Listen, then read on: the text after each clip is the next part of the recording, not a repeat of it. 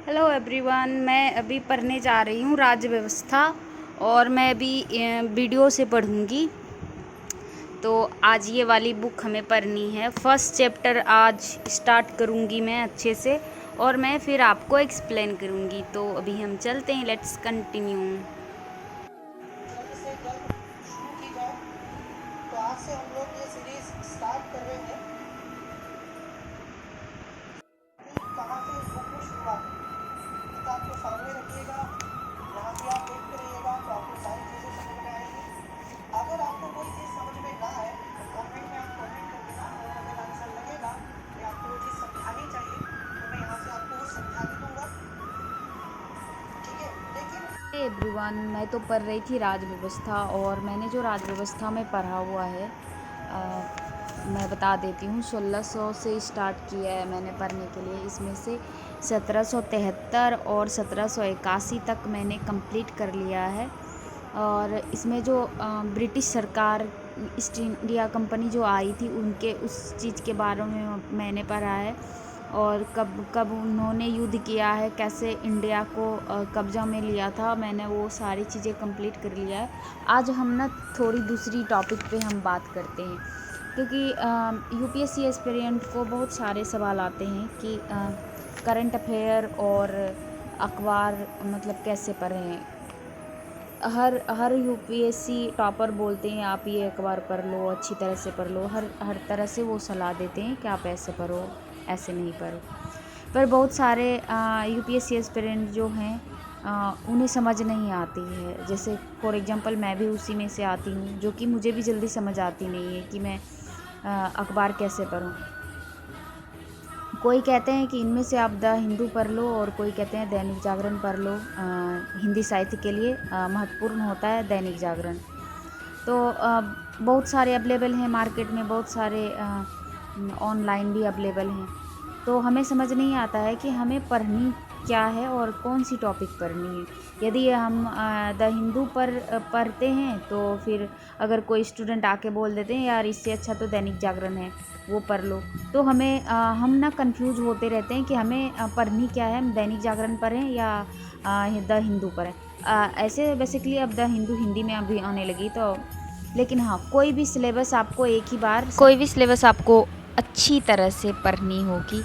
अगर आप अच्छे से नहीं पढ़ोगे, नहीं समझोगे, तो थोड़ी सी प्रॉब्लम तो आ जाती है। और आप कितनों भी पढ़ लो, कितनों भी पढ़ने के बाद ना थोड़ी सी दिक्कत आती है। हर स्टूडेंट के मन में बहुत सारे सवाल होते हैं। तो इसी मैटर में हम बात करते हैं कि अब सवाल ये है कि अखबार हम पढ़ें तो पढ़ें कैसे। यदि हम द हिंदू पढ़ते हैं तो दैनिक जागरण के बारे में भी सोचने लगते हैं। पर मेरी यह राय है कि मतलब मैं अपनी राय बता रही हूँ आप सबको, अखबार पढ़ें तो आप अच्छी तरह से पढ़ें, और बहुत सारे अखबार ना पढ़ें। अगर आप बहुत सारे अखबार पढ़ेंगे, बहुत सारे आपके मन में क्वेश्चन आएंगे। एक से ज़्यादा कभी भी अखबार नहीं पढ़ें। और अखबार पढ़ें तो एक घंटे 1.5 घंटे लेकर के पढ़ें, ताकि आपको अच्छी तरह से समझ। एक बार तो आप जल्दी से पढ़ लो, दूसरी बार उसको पढ़ो और समझो, फिर लिखो। और जब भी आप अखबार में पढ़ें, और अखबार में पढ़ें तो क्या पढ़ें, ये मेन पॉइंट की पॉइंट आ जाता है। अखबार में क्या पढ़ें, तो हम बता दे रहे हैं आपको अखबार में हमें क्या पढ़नी है। हमें जो है ना अखबार में इंटरनेशनल खबरों के बारे में हमें पढ़नी है, और स्मार्ट से पढ़नी है, और साइंस टेक्नोलॉजी के बारे में पढ़नी है, आर्ट एंड कल्चर के बारे में पढ़नी है। जो पेज अंदर में आते हैं साइड के, उस पेज को हमें पढ़नी है। और ज़रूरत से ज़्यादा नहीं पढ़नी है, मतलब जितनी ज़रूरत है उतना पढ़ें और समझ के पढ़ें। साथ ही में आप ये भी देख सकते हो कि कौन सा महत्वपूर्ण पॉइंट है, उसको अंडरलाइन कर दो। आप उसको अंडरलाइन कर सकते हो, जिन्हें आप प्रतिदिन डायरी के थ्रू आप नोट कर सकते हो।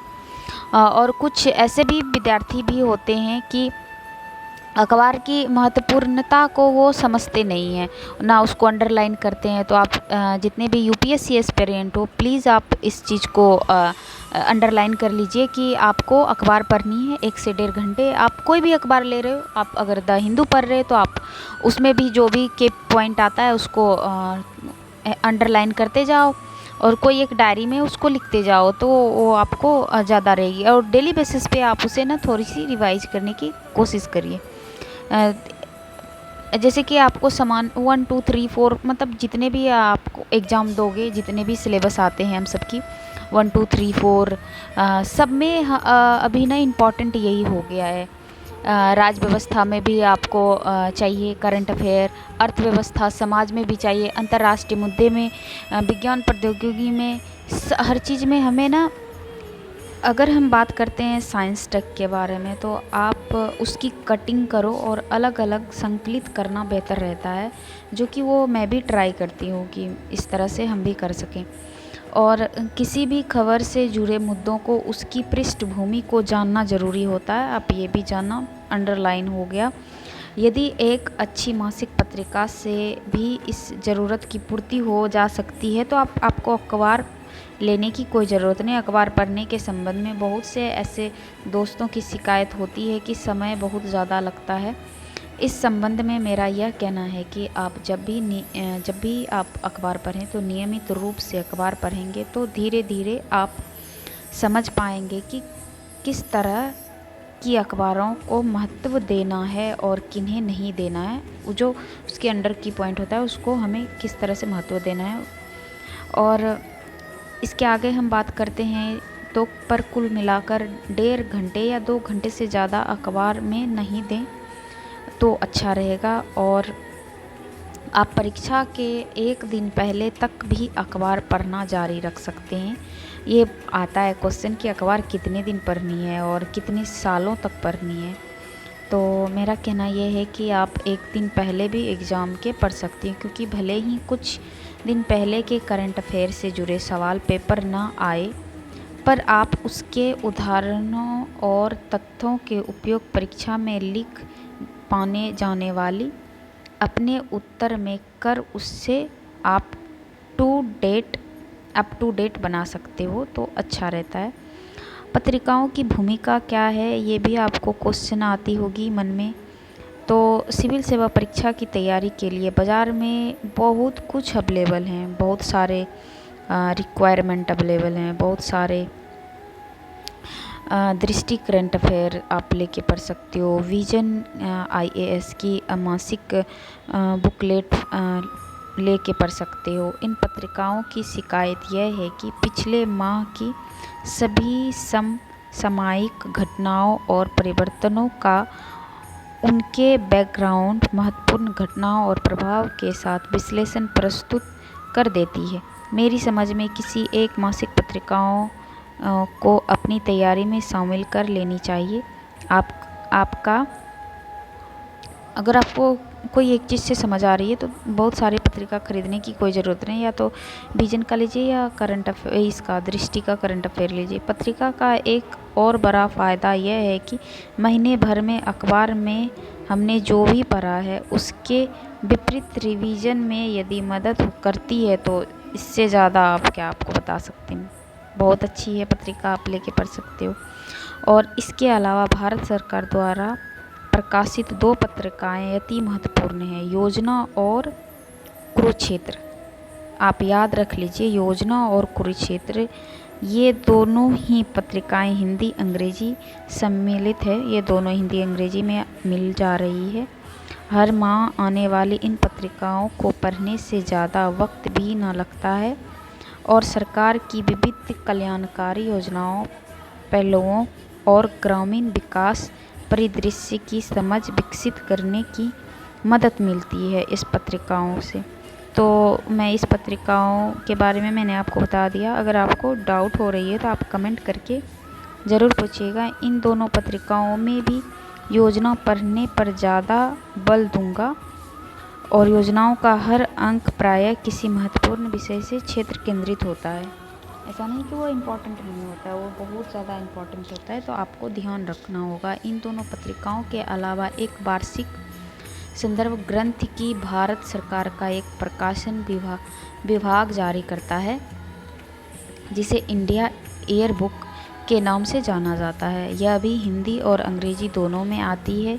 इनमें केंद्र सरकार और विभिन्न मंत्रालयों एवं विभागों का सामान्य परिचय और वर्ष भर की उपलब्धियों का वर्णन होता है। इसे पढ़ना भी काफ़ी उपयोगी रहता है। ऊपर जितनी भी पत्रिकाएं हमने बताई है उनके हर पेज को पढ़ना ज़रूरी नहीं है और आवश्यकता अनुसार जो टॉपिक आवश्यक समझें उसे इन पत्रिकाओं से कवर कर लें। अब हम इंटरनेट सोशल मीडिया के बारे में बात करें तो सूचना क्रांति के इस दौर से कदम ताल करते हुए इंटरनेट के रचनात्मक उपयोगी से कतई ना हिचकिचाएं। ऐसे अनेक सरकारी व गैर सरकारी वेबसाइट हैं जो सिविल सेवा परीक्षा की दृष्टि से महत्वपूर्ण करंट अफेयर को आसान तरीके से प्रस्तुत करती है। मेरी दृष्टि में कुछ कम की वेबसाइट इस प्रकार है: india.government.in जो कि न्यूज़पेपर इसमें मिलेगा, newsonier.com, piv.nic.in। आप इतने सारे वेबसाइट पे आप करंट अफेयर देख सकते हो। isbaba.com, अनअकैडमी इन, इतने सारे जो हैं जो कि दृष्टि is.com मैंने आपको बता दिया। और भारत सरकार के विविध मंत्रालयों की ये वेबसाइट हैं, आप यहाँ से ज़रूर देख सकते हैं। समय प्रबंधन के साथ इनका सृजनात्मक उपयोग करें, ज़्यादा इसमें टाइम ना लगाएं और फेसबुक, ट्विटर, सोशल मीडिया से जितनी आप दूर रहेंगे यूपीएससी की तैयारी करने के टाइम में तो उतना अच्छा रहेगा। और यदि हम फेसबुक की बात करते हैं या ट्विटर की बात करते हैं, इंस्टाग्राम की बात करते हैं तो ये सब चीज़ों से आप दूर रहिए। इससे ज़्यादा आप रेडियो में भी जो रेडियो टीवी जिस स्कूल के बारे में देता है, जो न्यूज़ थोड़ी आपको इम्पोर्टेंट लगती है वो आप देखा करें तो आपके लिए बहुत अच्छी रहेगी। जैसे जिस तरह स्कूल में पढ़ाई में शिक्षक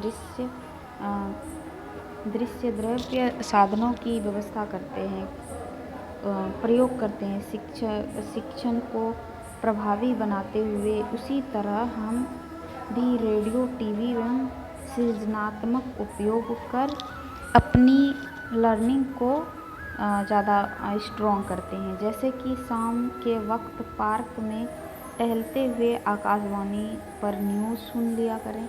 मैं आपको इतना आपको मैंने बता दिया। और टीवी पर डीडी न्यूज़, राज्यसभा टीवी के लोकसभा टीवी पर समसामयिक मुद्दों पर बहसें सुनना सोच और व्यापक बनने और चिंतन के दायरे को बढ़ाने में कारगर रहता है। आप यहाँ से देख सकते हो, यहाँ से आप सुन सकते हो। सत्यमेव जयते, प्रधानमंत्री संविधान और भारत एक खोज के एपिसोड देख सकते हो। तो करंट अफेयर में मूलभूत ज्ञान को मैंने आपको जितना हुआ मैंने आपको कनेक्ट कर दिया इन चीज़ों से। आपको अब जैसे लगे आप वैसे पढ़ सकते हो। तो सिविल सेवा परीक्षा की तैयारी में जो बात बहुत ज़रूरी है जो आपकी तैयारी एवं उत्तर लेखन के खास बनाती है वह है कि समसामयिक घटनाओं के बेसिक जनरल स्टडीज़ और जोड़ कर समझना। किसी भी घटना को नज़रिए से ना देखकर समग्रता में देखना चाहिए। हर घटना को बैकग्राउंड और उसके प्रभाव। मैंने आपको जितना भी बताया आप प्लीज़ मेरी वीडियो को पूरा देखिएगा, तब आपको समझ आएगा।